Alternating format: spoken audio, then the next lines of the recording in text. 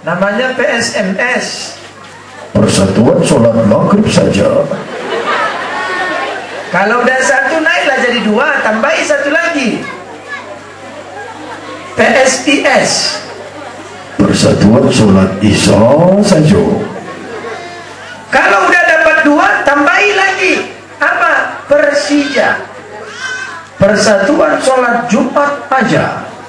Kalau udah dapat 3, tambahi lagi yang keempat, PSDS, Persatuan Sholat 2 tahun sekali, Idul Fitri, Idul Adha, semester genap, semester ganjil.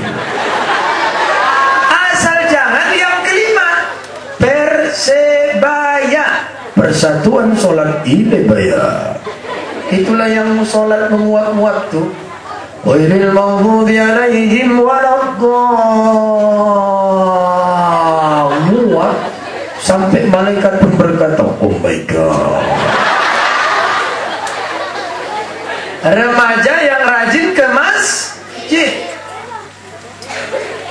ketika turun ayat wa naktubu ma qaddamu wa asarahum, wa qala ba'dul mufassirin, sebagian ulama tafsir berkata al muradu bi asarihim, adapun yang dimaksud dengan ayat itu ba'da manazilahum, terlalu jauh rumah mereka. Kenapa? Annal qabilata minal ansor, sebagian dari sahabat-sahabat ansor sakau ilan nabi, mengadu kepada nabi, ya Rasul, rumah kami terlalu jauh dari Nabawi ini.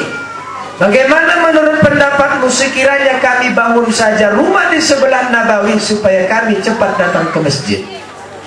Kata Nabi, gak perlu. Kata Allah, tidak perlu. Karena orang yang paling besar pahalanya berjamaah di masjid adalah orang yang paling jauh langkah kakinya menuju masjid. Dan ini dikuatkan Nabi dalam hadis yang lain. Ala ukhbirukum bima yamghullahu bihil khotoya wa turfa'u bihid darajat. Mau kalian kuajarkan satu ibadah kecil menggugurkan dosa, mengangkat derajatmu? Kata Nabi, mau. Satu di antaranya, perbanyak langkah kakimu menuju masjid. Bertetangga dengan masjid ada faedahnya, tapi jangan lupakan laknatnya. Karena ada hadis Nabi, siapa yang bertetangga dengan masjid, solatnya tidak ke masjid, tak ada solat buatnya. Imam Al-Qurtubi menjelaskan hadis itu dalam tazkirahnya, salah di dalam Al-Jami'-nya. Adapun maksud tetangga masjid itu adalah tetangga dekat. 40 ke depan masjid, 40 ke belakang masjid, 40 ke kanan, 40 ke kiri. 160 rumah yang dari masjid ini, kalau sholatnya tidak ke masjid istiqomah, istiqomah namanya, maka 2 pendapat. Pertama, tidak sah. Yang kedua, tidak sempurna. Datang bapak-bapak, alhamdulillah Ustaz, kenapa? Rumahku ke 41 baru ku hitung, katanya.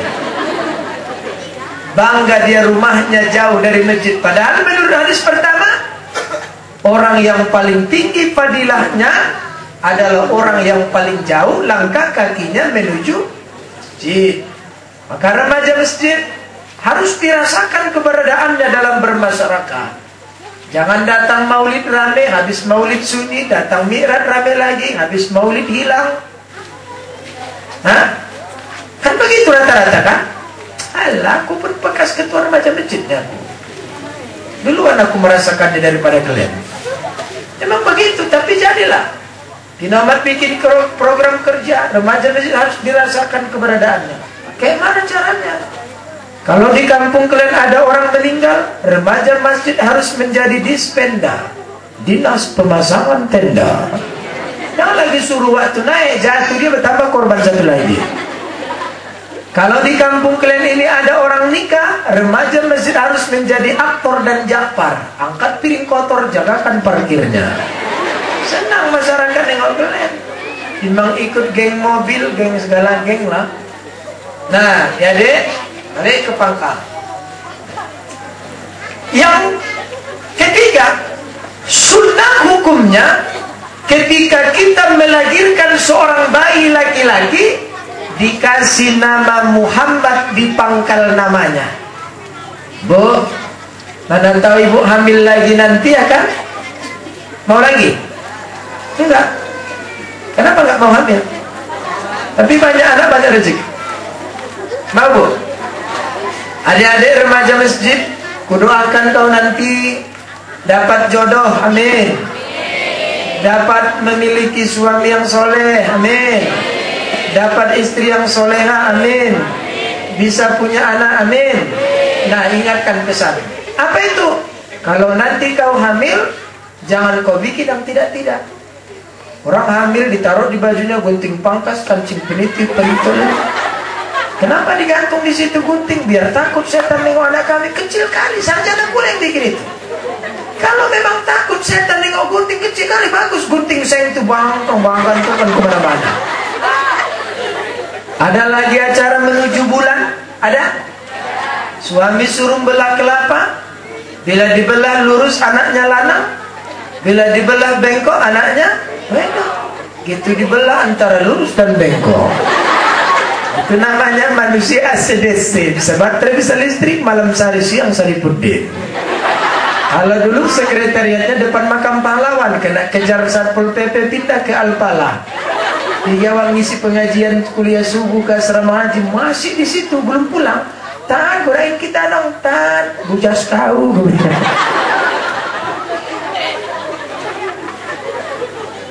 Ini baru panitia mantap. Gak ada ku minta 3 yang datang langsung. Bentar lagi kreatif neng. Nah, adik-adik, kewajiban orang tua terhadap anak ada 3 bu. Cerita nama tadi kan. Yang pertama kasih nama yang baik. Siapa namanya Ustaz? Terserah. Pakai tuyul. Iya, itulah dia lah. Ngerti aja. Kalau lahir di bulan Rabiul Awal, anak dikasih nama Maulid. Kalau perempuan, Maulidah Apni. Kalau lahir di bulan Safar, Safarudin. Kalau lahir di bulan Ramadan, Ramadona Ramadoni. Asal jangan Maradona. Cantik kan? Lahir di bulan Juni, Junior. Lahir di bulan Agustus, Agustina. Lahir di bulan November, Novita Ramadona. Lahir di bulan Desember, Desi Ratnasari. Lahir di bulan Legiman. Kalian jangan layas, legi manis man pria, legiman pria manis. Legiman itu artinya cantik. Lahir di malam Kliwon, ya Kliwon. Hewan nama orang Mandailing mana yang jelek? Solahuddin, Awaluddin, Gantiuddin, Wahirudin, Tongahuddin, Galadin, semuanya.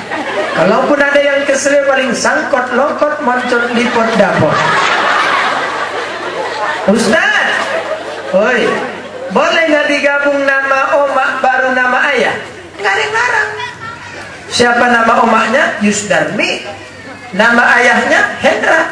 Yusra, Yus dan Hendra. Kalau laki-laki anaknya Muhammad Alfat Yusra. Muhammad Alfat anak Yus dan Hendra. Kan cantik. Kalau nama ayah dulu boleh. Siapa nama ayahnya? Tulino. Nama omaknya Yulianti. Tulino. Tul. Yulianti.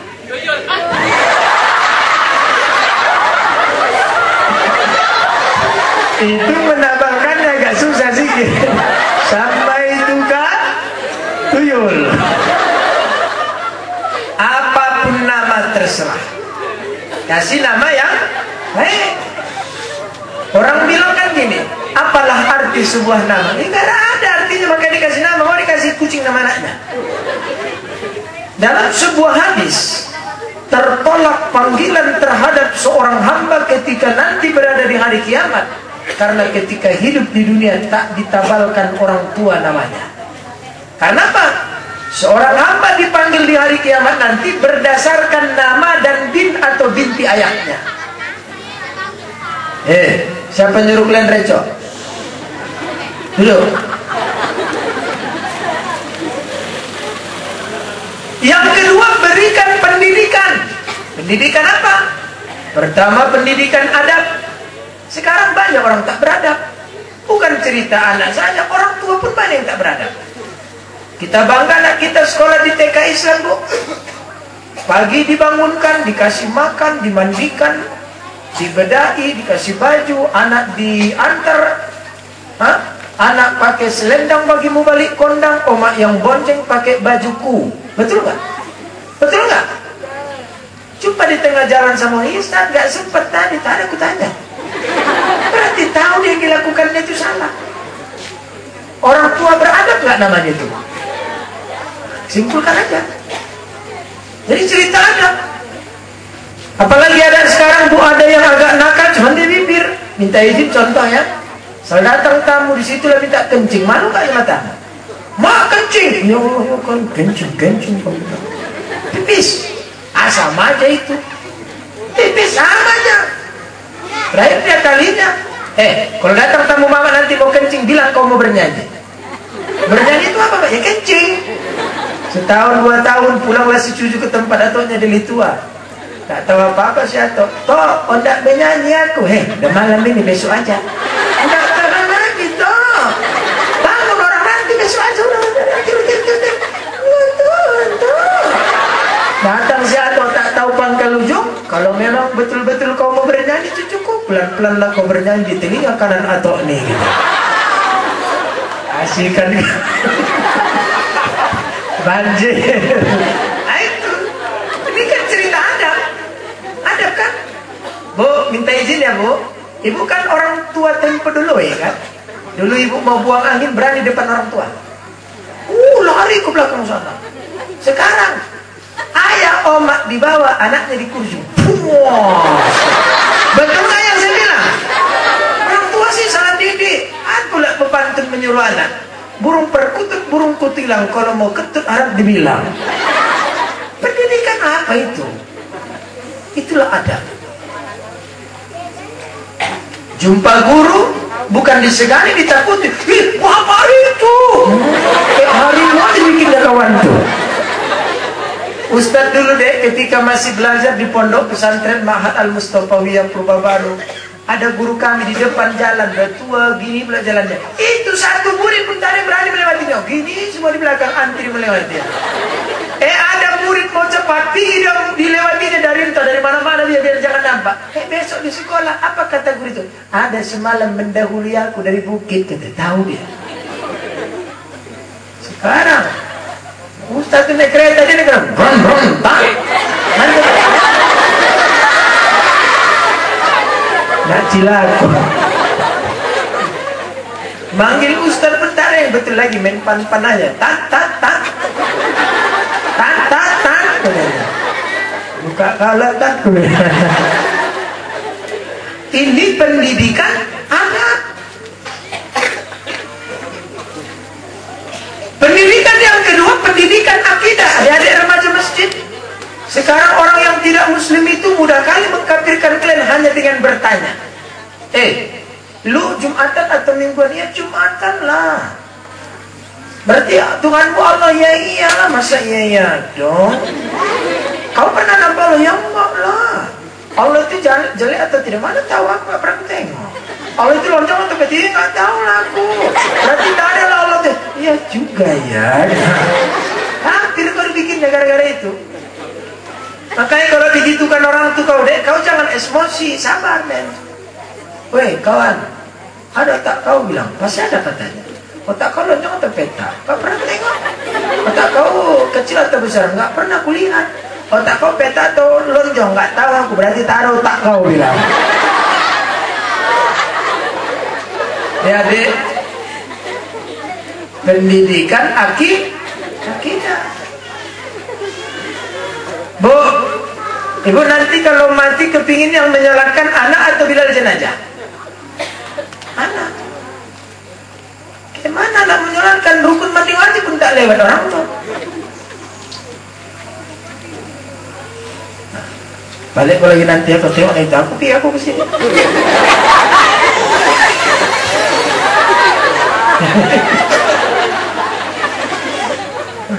Masa pula kalian rekam aku nggak pernah datang sini ke rumah? Nanti bacakan. Nah, jadi akidah. Kalau ibu kepingin anak yang menyolatkan, suruh dia sholat jenazah. Maka kalian remaja masjid bikin program itu jangan mau dreng. Itu aja yang dibesar-besarkan programnya. Ayo bikin band ya, band tampar, drang.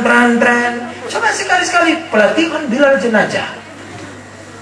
Karena aku pasti akan mati. Minta duit di kampung ini, kalau ada yang nggak ngasih tandai, kalau nggak bisa sholatkan. Nggak mungkin nggak ngasih. Tapi kalau tren, banyak nggak ngasih. Betul nggak Pak? Bukan nggak betul, udah kacau juga itu. Adik-adik bikin program. Apalagi pendidikan Quran. Masa remaja masih nggak pandai baca Quran? Apa kerja kalian? Tren. Itu nomor belakangan deh. Itu seni perlu ya.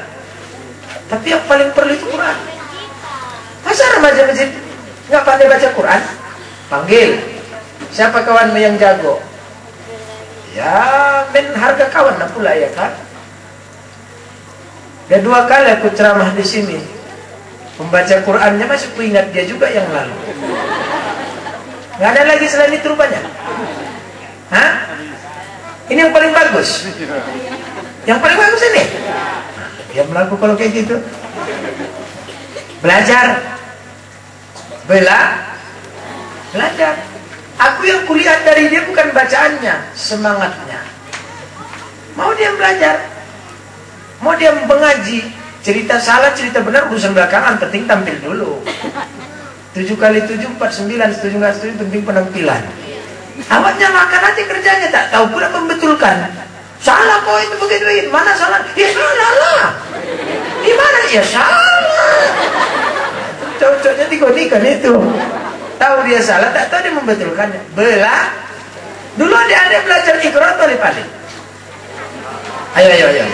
Idate alif bawa i alif depan u. Badate baba bawa bi depan bu. Wausin sabdu date wasin date salam date lamin depanmu. Nah, mulai juga. Jim ya bawa jidal tada lam wang depan lu. Ya jidal.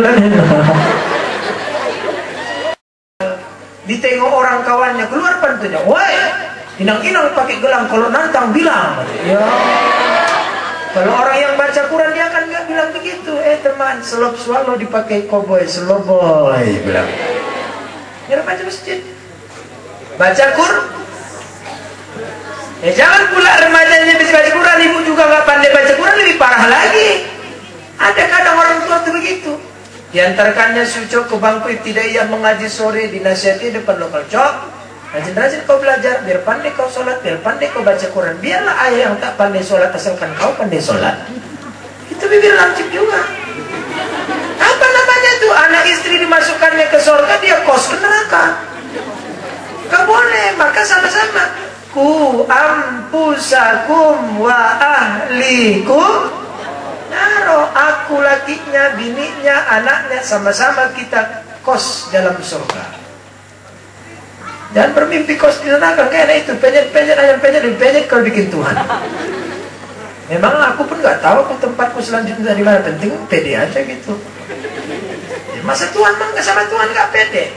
Ya Allah juga aku nggak pandai, Allah. Mau kau masukkan ke neraka orang, suka kau lah. Mau ke surga lah. Gitu aja pun tipis sekali pergaulan kau. Kan? Doa apa kayak gitu? Doa yang betul. Aku yakin ya Allah. Aku udah sholat. Kau suruh berdoa aku. Kau suruh berusaha aku. Aku yakin kau masukkan aku ke surga. Walaupun ke neraka, pede aja. Itu baru namanya seorang hamba. Suka berdoa. Sakit, ya Allah yang masih sakit kau, terus kau lah mau kau sembuhkan, enggak usah, terserah kau lah itu. Itu namanya sifat berputus.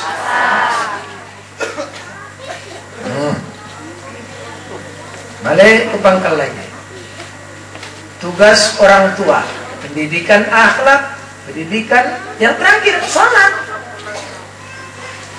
Jangan pula orang tua menyuruh anak sholat, dia tidak. Kita bangga di rumah kita ada musola kecil, tanda kita memang orang yang taat sholat. Tapi tak pernah kita sholat di dalamnya. Siapa yang sholat di situ? Kalau ada arisan keluarga, itu kan ustadznya di dalam. Kayak mana itu? Semua orang beda-beda alasannya. Kenapa kau nggak sholat? Subuh maraton, zuhur kesalan, asal main badminton, maghrib nonton sinetron, isya game mapiton.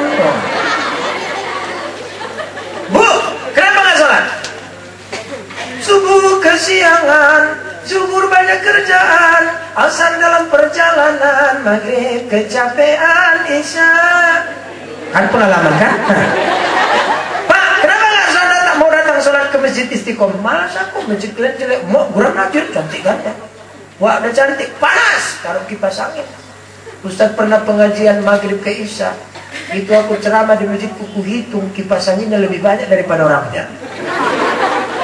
Apalagi langsung udah pakai kipas angin di masjid Istiqomah, pakai remote lagi ngidupkannya, Pak. Kurang, taruh AC.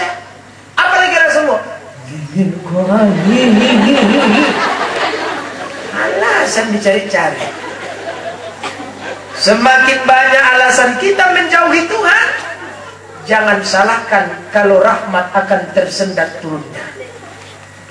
Kan Tuhan yang bilang, "Lau anna ahlal qura amanu wattaqau." Sekiranya satu kampung Candi Rejo ini beriman dan bertakwa.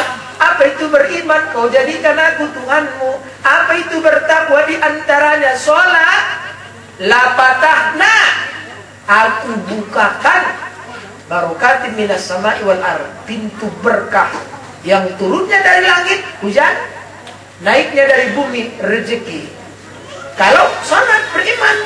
Jadi kalau sholat ditinggalkan, dengan semakin banyak alasan kita meninggalkannya, berarti kita yang menutup rahmat dan berkah itu tersendat datangnya.